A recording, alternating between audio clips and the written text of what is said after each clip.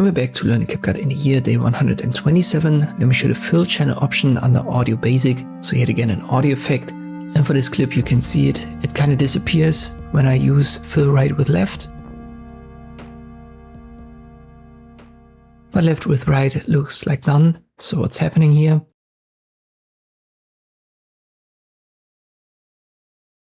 You can see it when I use Audition. Here is the typical audio. It's recorded with left and right channel so that you have stereo, and mono would just give you one channel here, for example, the right, while the left is empty. And that's what's happening in CapCut.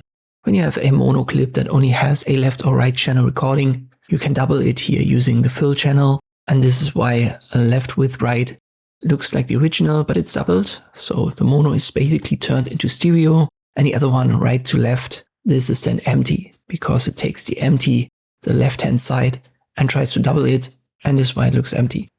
So this is an option that you should be using when you only have this mono recording, this mono channel left or right being recorded, and the other one is empty.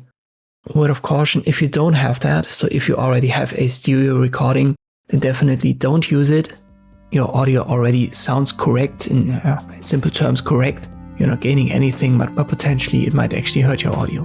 And this is what fill channel in CapCut is for. I hope this video was helpful. Thank you for watching, and I'll see you next time.